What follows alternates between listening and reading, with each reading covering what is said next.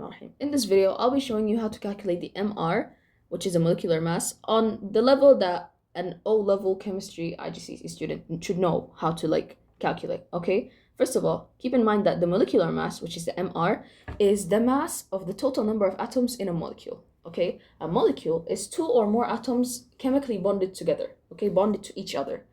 And if the atoms that are bonded in this molecule are the same type of atom, the entire molecule is made of the same type of atoms, you have an element. If the atoms that are forming this molecule, the atoms that are bonding with each other, are different types of atoms, you have a compound.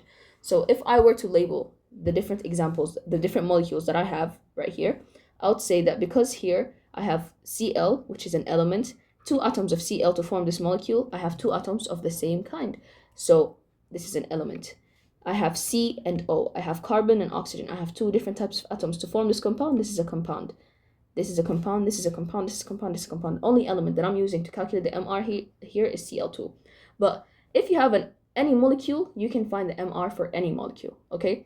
Okay, well, how do I calculate this MR? The MR, I said, is the molecular mass, which means that I'll be finding the mass of the total mass of the molecule. Okay? I can see that in this molecule, I have Cl2. What does Cl2 mean? This number, if you see a number to the bottom right of an element, that means this number shows you how many atoms of this element you have. So if I have Cl2, that means I have two Cl atoms, okay? And to find the MR, or the molecular mass, I'll need to find the total mass of this molecule. What do I do to find the total mass of the molecule? I say 2 multiply the mass of one chlorine or one Cl atom, okay?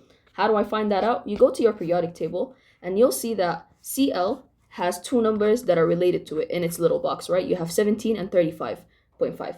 The number that you will use for your MR calculation will be the mass number. How do I know the mass number? The bigger number is always the mass number. Don't memorize it as in the number that's on the top or the number that's on the bottom, because it can change depending on the question that you get. So just keep in mind that the bigger number is the mass number that you will need for your MR calculation. I need the bigger number, which is 35. So I'll say, okay, one atom of chlorine has a mass number of 35.5.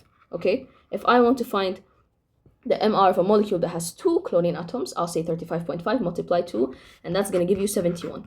This is the MR for chlorine molecule, okay?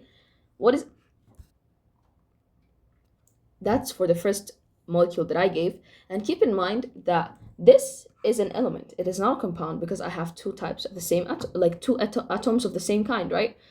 Which means I can have elements that are formed of more than one atom.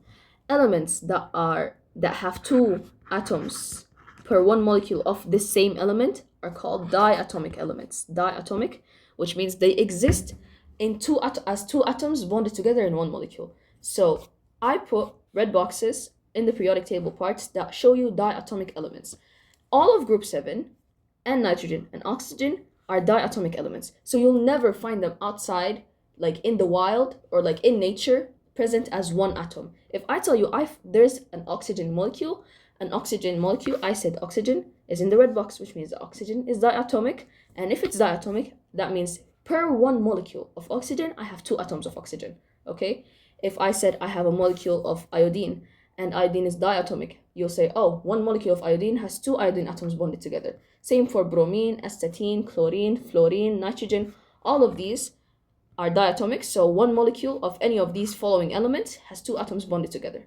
That's something that you need to keep in mind. Okay, well, do I need it for the next questions? No, because they're compounds, but it's just a little fact to keep in mind. I already mentioned in the example before this one, that the number that's to the right of the element represents how many atoms of an element I have.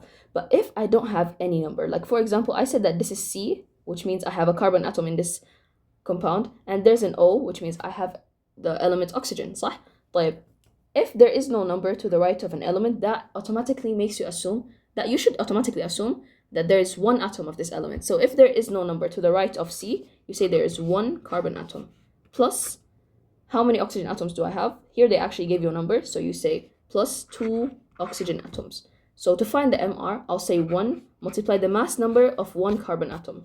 So that will be the bigger number, which is 12. So you say 1 multiply 12 plus, this is in brackets, plus 2 multiply the mass number of one oxygen atom.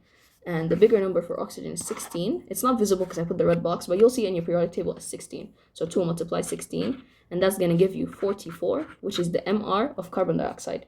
You can solve this example as well. I'll solve it at the end of the video because it's an extra, but for now I want to go to something more complex so I can explain different examples. As you can see, it's not really that different from the examples I solved before, but just in case it's a little confusing, keep in mind, if you see a compound like this, how do I know what elements are present in the compound? Just keep in mind that yes, some elements, the symbol for one element could have more than one letter. For example, I have helium. Helium is not just H, it's He, right? How do I know that E is not an element by itself? The element, any element has to start with a capital letter. So if I see He, that means that this is the element. The element starts with H, and this is the element itself.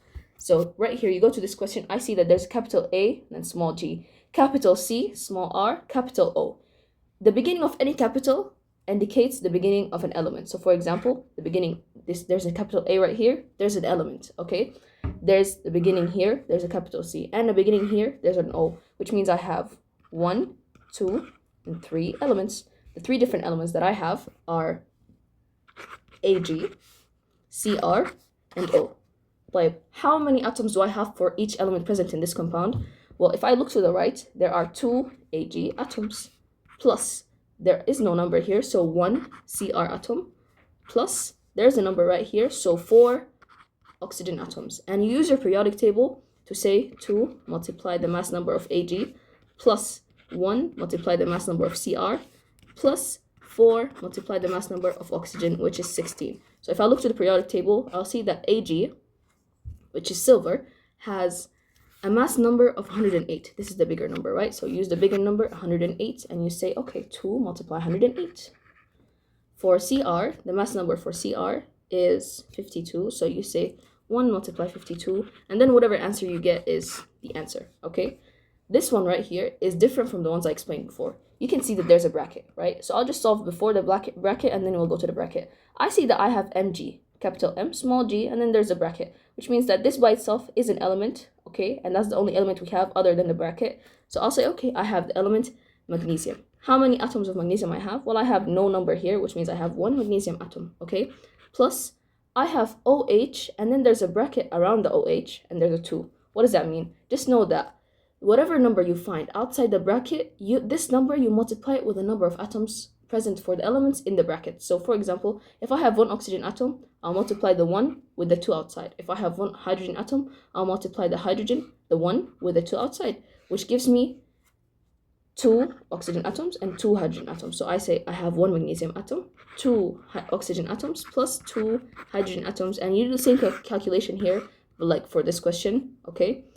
This question is similar to the one I just solved, but instead of the numbers in the elements inside the brackets having 1 atom per element, you can see that oxygen here inside the bracket has 4. Does it make a difference? Not at all. But let's start with the elements outside the bracket, okay? Outside the bracket, I have aluminium, okay, or Al, okay? How many atoms of Al do I have? The number to the right, which is down, I have 2. So that means I have 2 Al atoms, plus I have Cr, I have a capital C and then a capital O. This is an element, and this by itself is an element. So I have Cr and I have O. How do I know how many atoms I have? We said that the number outside the bracket is multiplied with the number of atoms inside the bracket, okay? So you multiply 3 with the number of chromium atoms inside the bracket, okay? Inside the bracket, there is no number next to the chromium, which means I have 1 chromium atom inside the bracket. So 1 multiply 3, that gives me 3 chromium or 3 Cr atoms, okay? And you multiply the 3 with the number of oxygen atoms. I have 4 oxygen atoms. When I multiply this 4 with 3, I get 12, which gives you 12 oxygen atoms in this. And I know it seems a little crazy for someone who's still solving, like that's a very big number, but it doesn't matter. You solve with whatever you find. So if I said I have 2, and I'm trying to 2 aluminum atoms, 3 chromium atoms, and 12 oxygen atoms in a compound, and I'm trying to find the MR, you do whatever you found, adi, okay? So you say 2 multiply the mass number for aluminium. Aluminium is, where is aluminium? Aluminium has a mass number of 27, so you say 2 multiply 27 plus 3 multiply 52 for the chromium, and plus 52, I found it in the periodic table. I think we found it already. Where's chromium? Chromium, yeah, 52. Okay, plus 12 multiply the mass number of oxygen, which is 16, and that should give you the answer. I just did all the calculations for the examples I gave off camera, and you can try to solve these questions by yourself and compare them with the answer I got. If you got the same answer using the same periodic table, then you're correct. If you didn't, or like if you're still using the same periodic table but you got a different answer, try to figure out what exactly you did wrong.